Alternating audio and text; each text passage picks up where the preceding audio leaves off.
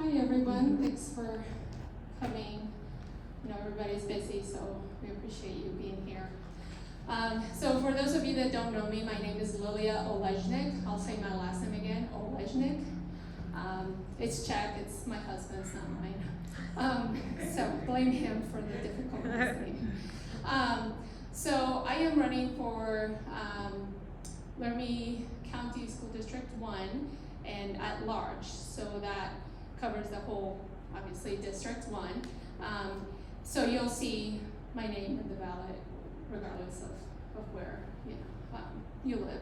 So I'm here to tell you a little bit about myself and to tell you why I'm running and what you can expect from me if I'm elected. And even if I'm not elected, I'm going to keep going with this anyway. So anyway, I was born in Mexico. I'm an immigrant. I moved to Alaska when I was 12 years old. And the crime in Mexico City was getting very bad. If you can imagine, it was better then. It's weird to say that, but it really was better then, and now it's just completely crazy. So we definitely made the right move, and that was definitely God's work there to get us out of there. At that time, I was a young girl, preteen, and a lot of bad things happened to girls of that age. So anyway, my family in the United States, in Juneau, Alaska, they have Mexican restaurants, and I learned through them that anything is possible in this country. That you can come here with no money and start a business, make lots of money, give people lots of jobs, and have a great, wonderful life. So I learned that at an early age. I did go to the left for a little bit around my 20s. We kind of have to rebel, right? And then, once I matured again, I got back in line. So, but anyway, after September 11th happened, I decided to join the Army. It felt like that was the best thing to do to repay. I mean, I'll never repay the debt that this country, afforded me all kinds of different opportunities for myself, my son, and all of my family. So I was in the Army for almost 11 years, active duty. I deployed twice to Iraq and one to Afghanistan. I got to see oppression of women. So sometimes I giggle when a lot of these so-called feminists say, we're oppressed, and no, I've seen a neighbor come out and tell a woman, his neighbor, that she needs to shut up and, pretty much almost beat her because she did something wrong. And only because he's a man and she's a woman, she has no say. And that happened all the time. I got to go on these patrols, even though it was in human resources at the time. They needed female soldiers to go, women, the ones that give birth, to go along and do searches on female Iraqis so that they didn't feel they were, being disrespected. So I got to see a lot of that. I got to talk to them. They were treated completely like they are second-class citizens. So anyway, enough of that. So I have a 7-year-old boy, and then my husband from a previous marriage, he has a 17-year-old boy as well. So I'm a boy mom, and my son has never been in the public school system. He was supposed to go to Davis School until we learned all kinds of different things. So anyway, we're a Christian family, devoted. My Lord and Savior Jesus Christ as the God I serve. Mm-hmm. And we've been kind of all over the place, Colorado, Washington, and we thought Wyoming was going to be a good place, just like a lot of you that thought that this was a conservative spot and found otherwise. So the reason I'm running running is because of that. It's because I still feel that Wyoming, Laramie County is conservative. The conservatives are asleep. Some of us are here, right, awake, and we're ready to go and help out, when the rest awaken. Just to give you a little background, I was at a school board meeting. I went there to find out about what was going to happen with the mask last year. And, they were dangling like, well, maybe now, and, their power trip. So I saw people wearing CRT t-shirts with like that little stop sign thing that wasn't, not here. And I thought to myself, well, they must not be from here because that's not here. This is Wyoming. Like, what are they thinking? And then all these moms and some dads started talking about just critical race theory. That's what it was. And it was one of the things that was said was a book, which was a true story and a very important story. I mean, I'm not going to deny that, it needs to be told about the way things were when Mexican immigrants, the way they were treated during that time, but not during second grade. That is not an appropriate age, it's not mature, it's something that an adult can read, and mature adult at that. So one of the moms read that, and the pictures on that book where it had a pool, and there were white kids inside the pool, and then there were Mexican kids, like darker skinned kids on the side of it, and the pool had a sign that said, no Mexicans or dogs allowed, as in like they weren't allowed in the pool. And I just pictured my son reading that at the age of 8. And I thought, wow, they want to make my kid feel like he's a victim. And let me tell you, my son is no victim, and I am not raising a victim. He has got every single opportunity and privilege I have, and then probably more, okay? And the other piece of it was, I don't want him growing up hating somebody because of the color of their skin. That is not right. That's racism, right? So just because it's a different color doesn't mean that's not what it is.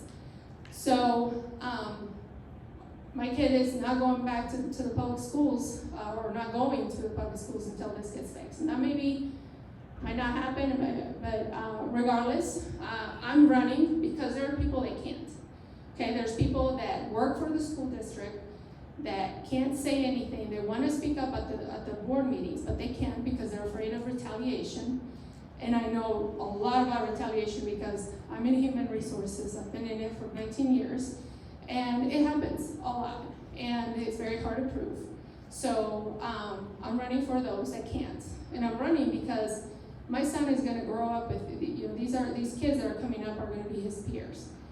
And I took an oath. I took an oath in 2003 to support and defend the Constitution of the United States against all enemies, both foreign and domestic, and that's what this is, domestic enemies. They want to break this apart, and I just can't allow that. So yeah, that's about it as far as why I'm running. And obviously, I'm sure you have by now figured out I'm not a politician, I'm just a regular person.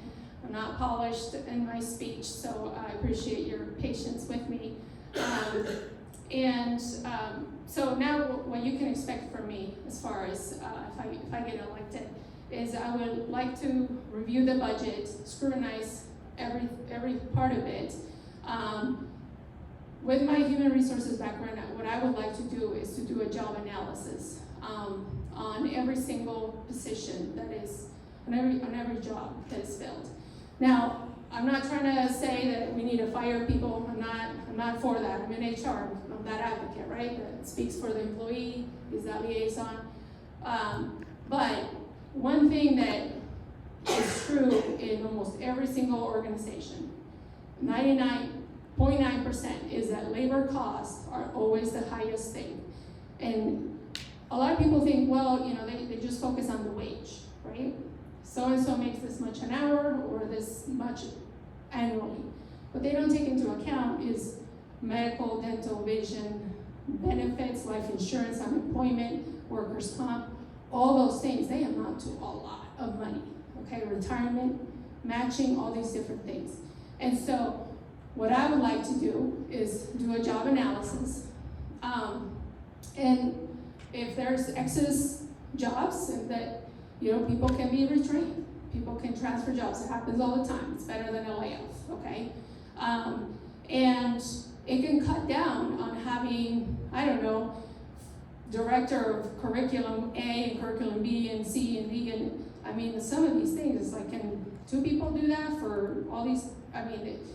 To me, it doesn't make sense, the amount of money that is spent on this. And I work for a private organization, and let me tell you, cost, if our CFO went to the board and said, hey, we need to increase, 5% more of the cost we're gonna, this year, that guy would be gone, okay? It's more like, you better come and say what you're gonna do to decrease or to keep it the same, because, this is taxpayer money, okay?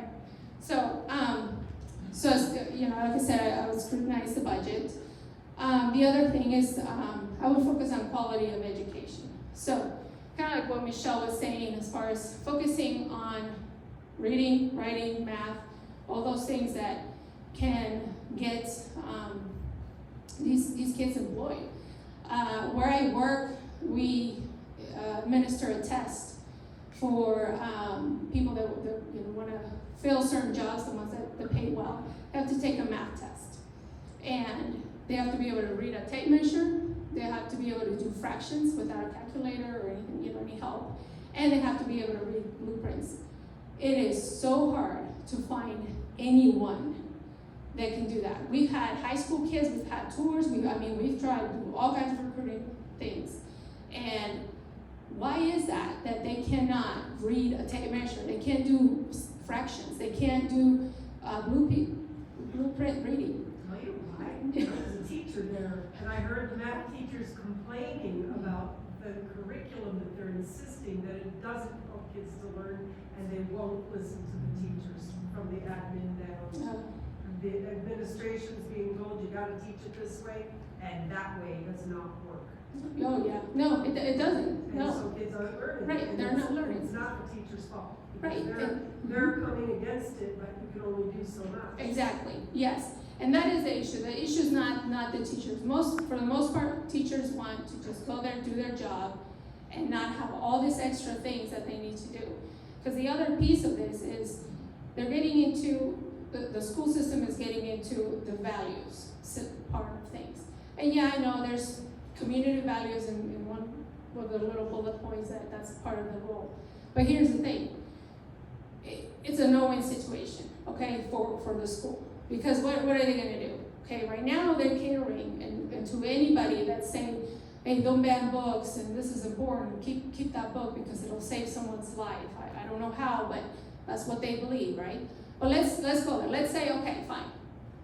Keep the book there. Okay, so what's going to happen when a Muslim student has access to that? And in the Quran it says you cannot, that homosexuality is wrong. Okay, it does. They get hung. They will hang you. And so does the Bible. So, now you're getting into First Amendment issues. You're getting into religious issues, and then you're going to have what? Somebody with the Torah come and say, the same thing. You cannot. That is not the job. That's not the purview of the school system. Their job is to teach, educate, not to that. The values piece, that's up to the family unit, and that's it. So all these extra things, CRT, social emotional, pornography, all of that, that would be something that I would work to eliminate. And the third thing is give parents a choice. Give parents their power that they have. It's theirs, okay? That's their kids, okay? If they want to mask a kid, go mask your kid. If you don't want to mask your, don't mask your kid, okay? Vaccinate, the same thing. If you want to read that book or you don't want to read that book, read it, it's up to that parent. And so that includes safety, okay? We as a board have the opportunity, because Wyoming law says that we can establish a program where staff, teachers, anyone can carry, okay, to protect themselves and the students. That's already legislation, okay? So we can do that as a board. That would be something I would vote to do. Now, I know there's all kinds of people that are, oh, well, what if somebody shoots someone? Well, you train them. I was a drill sergeant for 2 years in Fort Sill, Oklahoma. I trained hundreds and hundreds and hundreds of soldiers that came through. We had them for 10 weeks. And it was a big burden to carry at that time, okay? Because they would come in, they would be with us 10 weeks, and then they would go to their unit, be there for 90 days, but most of the time they would learn their MOS, their specific occupation. Okay, so then they weren't focusing on tactical things. So we had to teach them. I mean, these were civilians straight out of the street. Some of them never shot a gun, and we had to train them in all these different weapons. And guess what? None of them died. None of them. Wow. And let me tell you, there were some real, I don't know how they made it through the test, but somehow they did, okay? And so, you know, if you train someone on how to handle a firearm, if you train people how to do protocols, all these different things, calm down. It's gonna be okay, all right? I mean, I never shot a weapon in my life until I joined the Army. And oh my goodness, I've never killed anyone accidentally. So I don't see why this is such a big deal, because we definitely do not want a Uvalde here, okay? And by the way, we had a speaker here, Steve Williford. He was the man that shot the shooter at the First Baptist Church in Sutherland, Texas. Okay, and when they were here, they were talking about how none of the schools that have these programs in place have ever had an accident or an incident where a shooter comes and busts them. And why would they, right? I mean, if I'm a shooter, I'm not going to go and shoot someone that has the same kind of weapon and shoot it back at me. I'm going to go to where the weakness is. So that's where we've made our weaknesses, at churches and at schools. So that would be one of the things that I would definitely, you can expect that I would vote yes for, bring it forward and keep our kids safe. Again, my name is Lilia Olejnik, Olejnik. I'm running for at large. And by the way, the incumbent, she's been doing a better job now at asking better questions, but you know, she still was, yes, some things that she shouldn't. So kudos to her for finally, coming out of her shell. But here's the thing. We can't have that anymore, okay? They had a chance, and I do not trust, you gotta have a backbone to be in this kind of environment. We're not gonna get paid, okay? So this is gonna be volunteer, two Mondays, right, every month, okay? And if you don't have the character or the backbone to say no when you have to say no, you don't belong there, okay? And the incumbent does not belong there, okay? She's got great name recognition, good funding, well connected. I don't have any of those things, okay? I'm a regular person. But I got God, so I think that's all I need. Yes, I can. And I want to put that out there, and God bless her, because she's been doing the work. That can't be easy. All of them, But we can't have that. Now, one thing too, for those of you that are here, that are liberals, that's fine. Welcome. Here's the thing that I would say again to you is, this may seem like this is just for conservatives, but it's not. This is for you too, because think of a day that when they start coming into the school starting to push things on your kids, or your nieces and nephews or whoever, of things that you don't agree with, that are going totally, completely against your values, then what? So right now it's okay to you because it's on your side. But let me be clear, they will turn it. They don't care about us. They don't care about any of us. They will turn it. So this is for you. This is all of us. Conservatism goes with individual freedom. And that's what we all want. I mean, seriously, that's what it's all about. If you want to be whatever you want to be, go for it, okay? But just don't push. That's all. And so, anyway, that's all I have. And thank you, Jason.